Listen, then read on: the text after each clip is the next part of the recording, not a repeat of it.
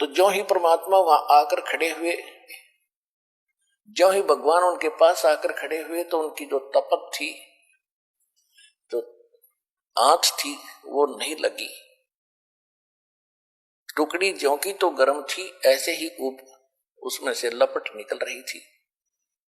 लेकिन उन जीवों को जो वहां बैठे थे, उसमें भून रहे थे, उन पर आंच लगनी बंद होगी और वो बैठ गए सारे।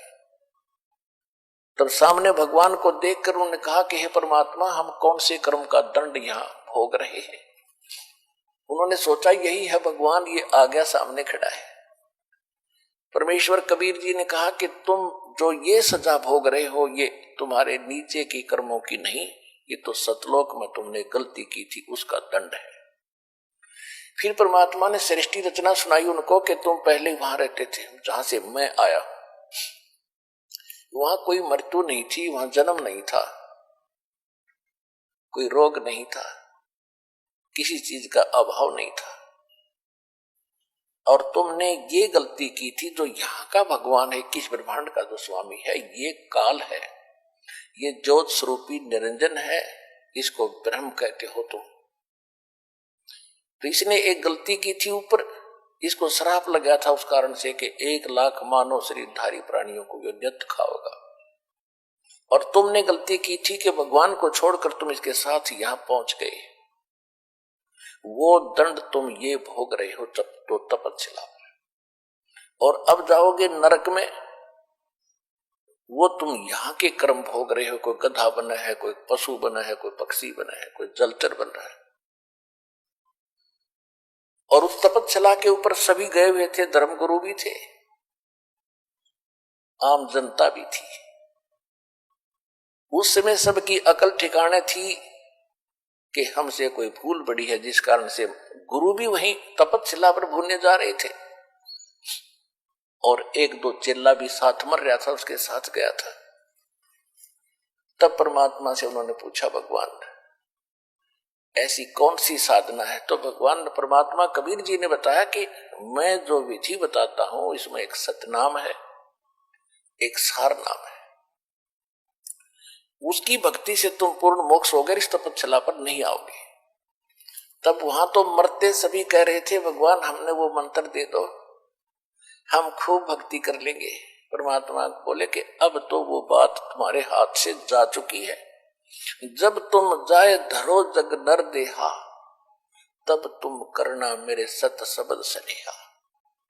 जब कभी तुम्हें मनुष्य जीवन प्राप्त हो, तुम्हारे संस्कार अच्छे हो, मनुष्य जीवन प्राप्त हो, और मेरा कोई दास उस सतनाम को दे रहा हो, वहां जाके नाम लेना, उस नाम से मोक्ष होगा।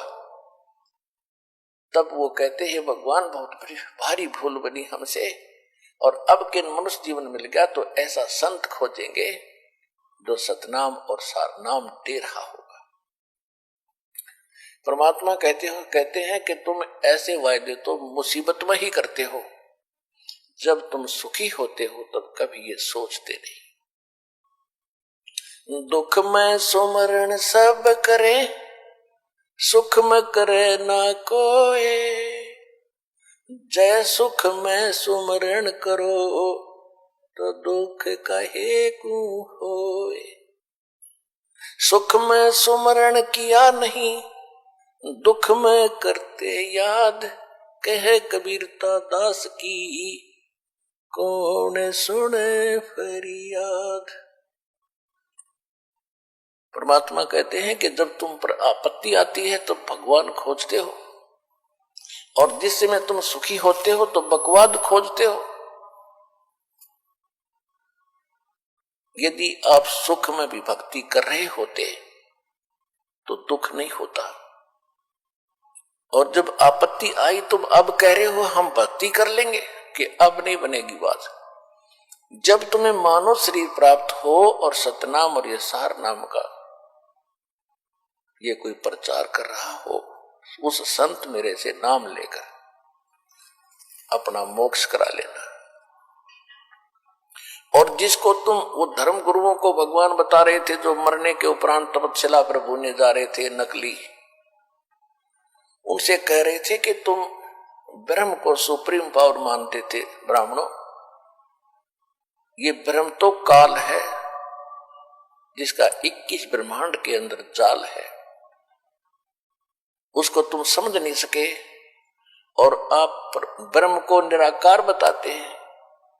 अब देखो इनको खाने के लिए वो ब्रह्म आ रहा है, वो काल आ रहा है, वो देखो सामने से। अब काल ने अपना टाइम फिक्स कर रखा है और उस टाइम के समय वो सभी जितनी भी आत्माएं उस तपतशिला के ऊपर भुनी जाती हैं, वो भुनने के बाद अपने आप निकल जाती है।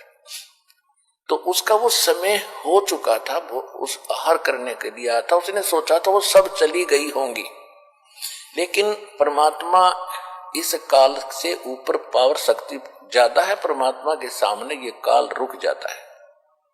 यहां पर समय प्रधान है और समय के ऊपर परमात्मा प्रधान है। तो उनको रोक दिया दाता ने, ये दिखाने के लिए कि देखो वो आ रहा तुम्हारा भगवान जिसको तुम निराकार कहते। सामने क्या देखा? ओछा माथा, लंबे दांत और बड़ा भयंकर विकराल शरीर उसका। कहा मालिक ने कि वो आ रहा है तुम्हारा भगवान जिसको तुम परमात्मा कह रहे हो, जिसको तुम ब्रह्म कह रहे हो, ये तो काल है। जो गीता अध्याय नंबर 11 के श्लोक नंबर 32 में कहता है कि अर्जुन मैं काल हूं और अब सबको खाने के लिए आया हूं, प्रवृत्त हुआ हूं। तू ना युद्ध करेगा तो भी मारूंगा इनको। परमात्मा ने बताया कि ये है वो तुम्हारा भगवान। अब उसको देख करके सब फिर घबरा गए। परमात्मा बोले तुम जाओ यहां से। वो सभी उड़ा दिए वहां से। वो आगे जहां उन्होंने जाना था, धर्मराज के दरबार में आते हैं, वहां उनका अकाउंट तैयार मिलता है, किसने कौन सी जोनी में जाना है, स्वर्ग जाना है, नरक जाना है या फिर पशु पक्षी बनना है।